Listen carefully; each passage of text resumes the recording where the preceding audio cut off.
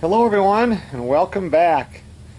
I just got the baby's crib finished and now I'm trying to think of what project I want to do next, and I'm kind of itching to get started on the new kitchen table for up at the eventual new cabin where the tent is.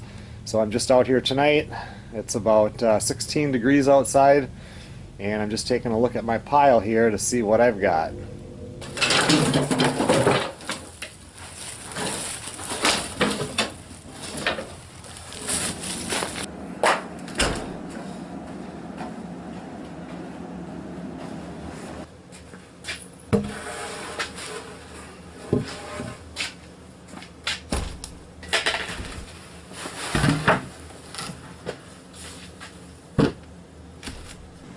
Okay everyone, well, they're gonna sit here and warm up. I mean, they're good and dry, so I'll look at them for a little while, and once I decide what I'm gonna do, we'll get started.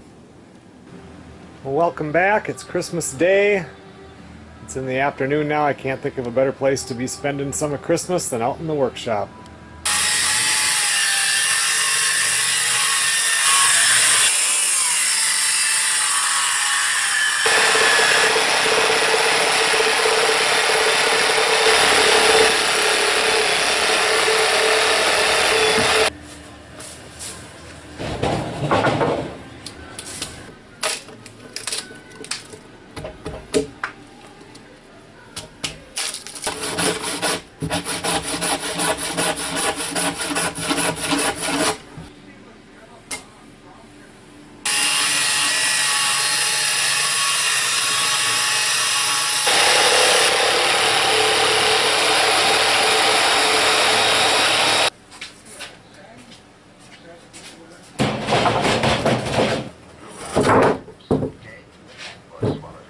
Now that I've cut the center, well, I've created a straight center here, I can kind of see if these two are the logs that I want for the outside, because I'm pretty sure I want to leave the raw edge on these and then just add to the middle. I don't really mind if we have a gap here because I think I'm going to liquid glass the top, so that'll just fill that crack in and even give it a more rustic look if it's not tight. All this can change though during the process, but well, now that I cut that one and put it together, I like this edge, and I wish I had two of them that had this edge, but it wouldn't be right to put this kind of an edge with this rounded edge, so definitely going to do this one on the outside and this one on the outside. This one that I have over here on the left here, this one has an edge that kind of matches the other straight edge, but this piece of board right here is a jack pine, and the other one that I've got going on here is a scotch, and I want to keep them all the same. This wouldn't be bad if it was in the middle of the table. You'd get one dark strip once it's stained, but it wouldn't look good to me on the outside edge. So this is basically the table right here. I want it to be about 40 inches wide. I want it to be this 8 feet long so I can get 3 chairs on each side, and I don't have to have a chair on the end. If I want to, I can make a bench for the end, but I don't want to have to put a chair. Also, I want both of the centerpieces, I think it's important that they are uniform. Like if this is the exact width right here, so I would have to cut this one down to about 9.5 inches, and then cut that one over there on the right hand side down to about 9.5 inches, and that'll fill right in there. Then I at least have some uniformity even though we have irregular outsides.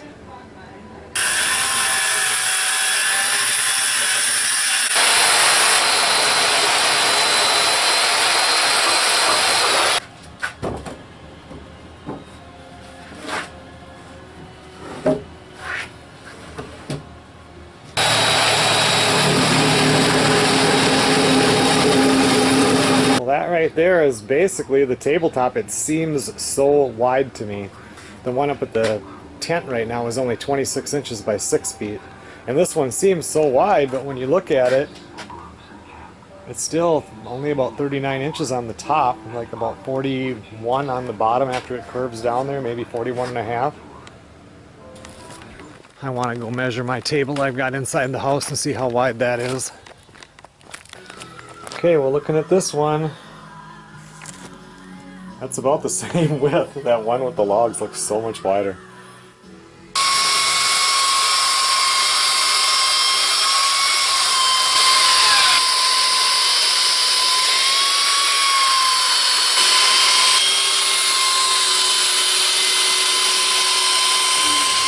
I think for what I'm looking for, that's tight enough now. I went ahead and sanded. There's that little lip on the bottom where I came through with the Sawzall after the skill saw. And I think if I mean, I could get a couple people here and run it through the planer and get that completely tight, but that would kind of pull away from what exactly I'm trying to do here. If you're going to have a rustic table, have a rustic table. You know, that's the way I think of it. So that's not too bad.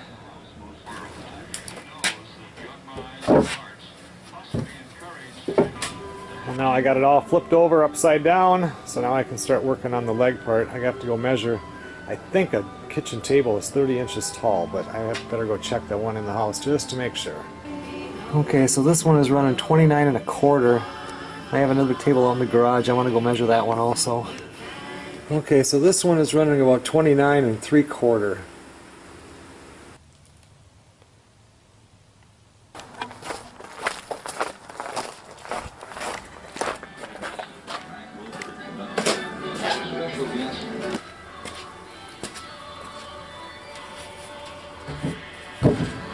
Well, I'm guessing that's probably about how big around I'm going to want the legs on it. And this thing has been drying for, man, 2 years at least, so it isn't even that heavy anymore. It's nice.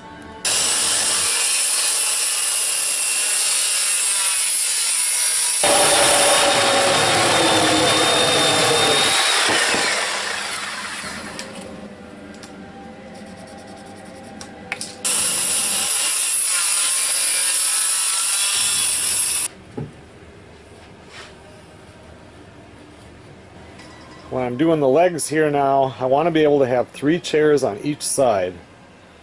And you need about 2 feet per chair. Some of them they're like 2 feet, the back part. It all depends. A lot of them are smaller than that, but I'd like to have 6 feet between. So I'm going to have to slide these over just a little bit.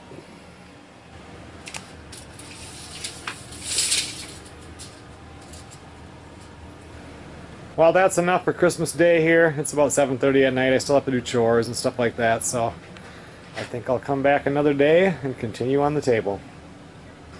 Well, I'm back out in the workshop here working on the future cabin kitchen table. It's actually been a few weeks since I brought those slabs in here, and I actually had a couple of days filmed that they're not going to work, you know. And when I mean, what do I have, 700-800 videos up on between the 2 channels now, and I did some adjustments to my camera, and it did not save the right kind of file, and the files are so huge that there's no way I'm going to be able to make a full video out of it. But what I did with these slabs is I brought them in here like you saw, and then I left the round edge on this side and on the other side. And then the center part there, I cut it so they were square. Well, after I got them all cut, then I come in here, and then, since this is so thick, this is 3-inch slabs, I went ahead and I came up about 3/4 of an inch, drilled a hole in here and here on every one of them, every 14 inches across, and then I pegged them. I put a little, like a dowel in there, and I glued them and put those in there, and now this has just been sitting here.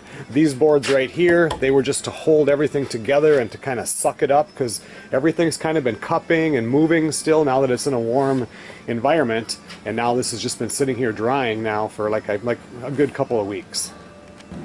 I've played around with so many different designs of how I want this to look, and it's still kind of up in the air. You just kind of go every day, and if it looks good, you keep it. If not, you change it.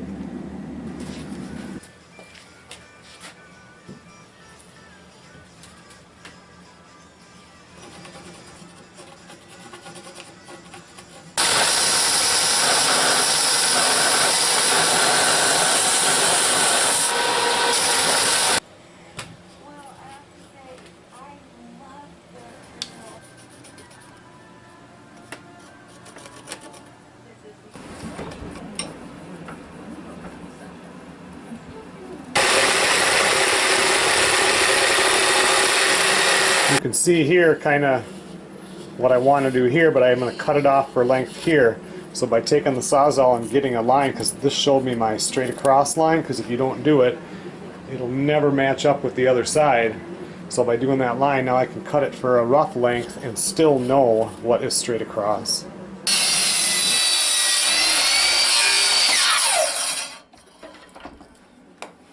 See, by doing that, I still have my line in there after I cut it to length. push that right against there.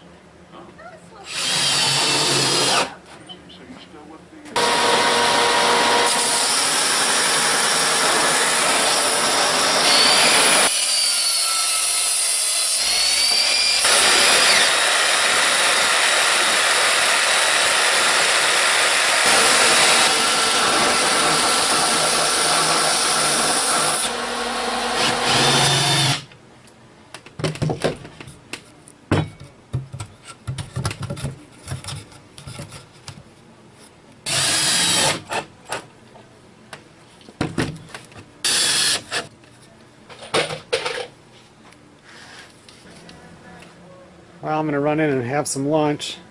It would be a lot easier if this could just be built all as one solid piece, but since I want to be able to take the bottom separate from the top, that 1x8 right there that went on there can unscrew, the legs unscrew, and then this whole bottom part will unscrew, so it'll be easier to haul. You couldn't even get it through a doorway as big as it is like this.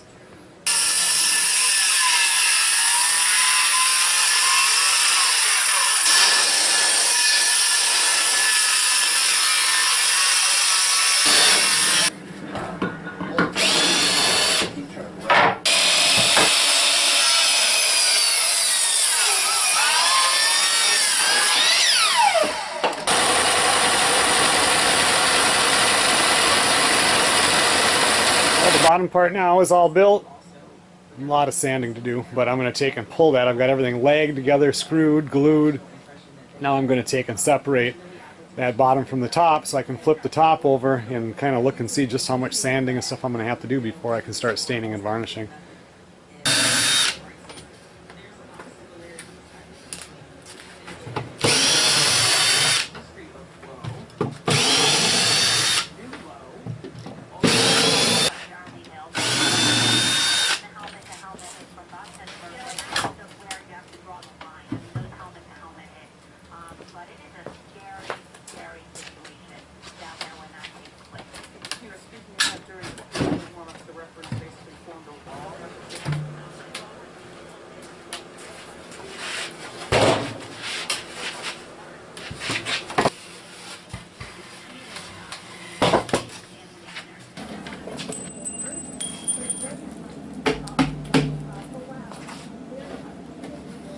Well, it looks like I'm going to have a lot of sanding to get things evened out. I don't care if all the lines and stuff are out, but like there's a ridge here that has to come out. So yeah, I'm going to be sanding for a while.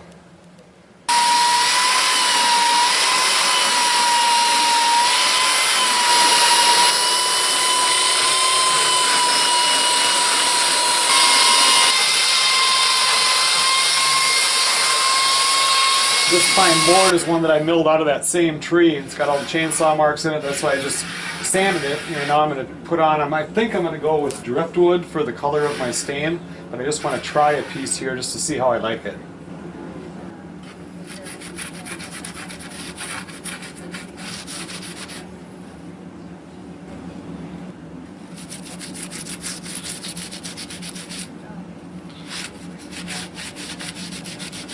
The other color I was thinking of is maybe fruit wood, so let's try that.